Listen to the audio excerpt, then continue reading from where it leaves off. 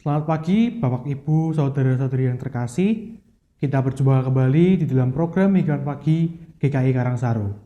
Sebelum kita memulai aktivitas kita pada hari ini, marilah kita merenungkan firman Tuhan. Dan sebelum itu, marilah kita berdoa. Mari kita berdoa. Tuhan, sebentar kami akan melakukan renungan hikmat pagi ya Tuhan. Kiranya Tuhan berkati kami agar kami dapat meresapi firman-Mu saja ya Tuhan. Dan kami serahkan kegiatan kami pada selanjutnya dalam tangan saja ya Tuhan. Amin. Renungan pagi ini akan dibawakan oleh Pendeta Angga Prasetya dengan tema Terjerat Sendiri. Firman Tuhan terambil dari Mazmur 9 ayat 16 sampai 17. Bangsa-bangsa terbenam dalam pelubang yang dibuatnya, kakinya tertangkap dalam jaring yang dipasangnya sendiri. Tuhan telah memperkenalkan dirinya. Ia menjalankan penghakiman, orang fasik terjerat dalam perbuatan tangannya sendiri. Demikianlah firman Tuhan, syukur kepada Allah. Selamat pagi Bapak Ibu, Saudara-saudari yang dikasihi Tuhan. Selama bulan Desember ini saya akan membawakan hikmat pagi dengan latar belakang pemandangan seputar Curug Grenjeng. Curug Grenjeng terletak di Kabupaten Semarang, tidak terlalu jauh dari kota Semarang. Dan kiranya kesegaran dari pemandangan Curug Grenjeng ini boleh menambah semangat kita di dalam memulai hari, merenungkan firman Tuhan dan menaikkan doa-doa permohonan kita kepada Tuhan. Bapak Ibu, Saudara-saudari yang dikasihi Tuhan, apakah Bapak Ibu, Saudara-saudari pernah merasakan kejengkelan ketika sedang duduk-duduk santai di sebuah tempat?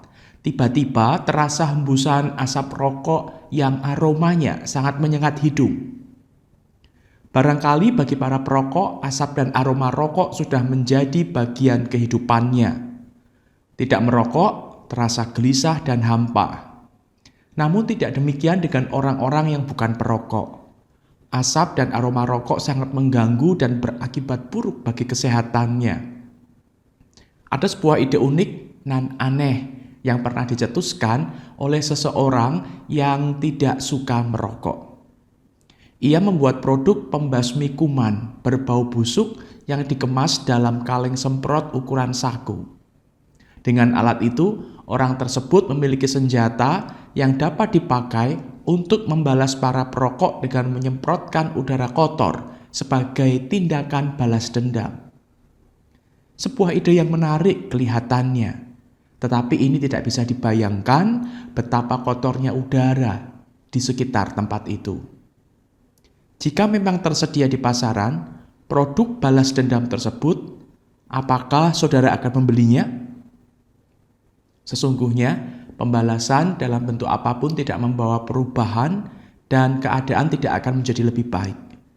Para perokok sejatinya memahami bahwa kebiasaan merokok dapat mengganggu kesehatan dan mengakibatkan kematian. Itulah resiko yang sudah siap untuk mereka hadapi. Demikian juga dengan orang-orang yang suka melakukan kejahatan dan kesewenang-wenangan.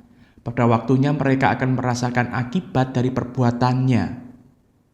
Orang-orang Kristiani tidak perlu melakukan pembalasan. Orang-orang jahat dan orang-orang fasik akan terjerat dalam perbuatannya sendiri.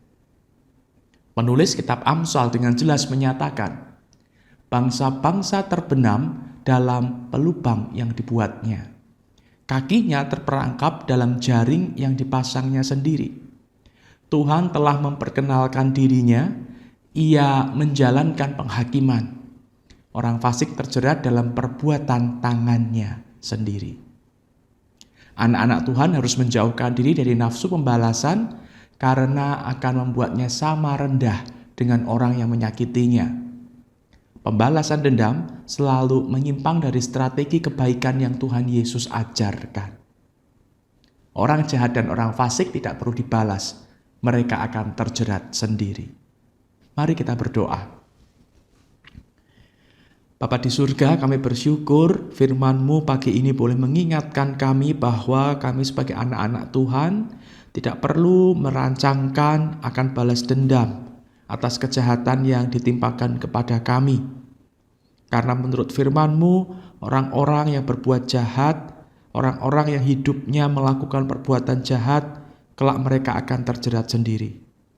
Mampukan kami ya Bapa untuk menyikapi dengan tepat setiap apa yang diperlakukan terhadap kami, sehingga kami tidak memiliki keinginan untuk membalas dendam. Kami dapat mengampuni dan menerima perlakuan buruk itu sebagai salah satu bagian dari cara agar kami boleh semakin dewasa di dalam iman, di dalam kami mengikut Tuhan.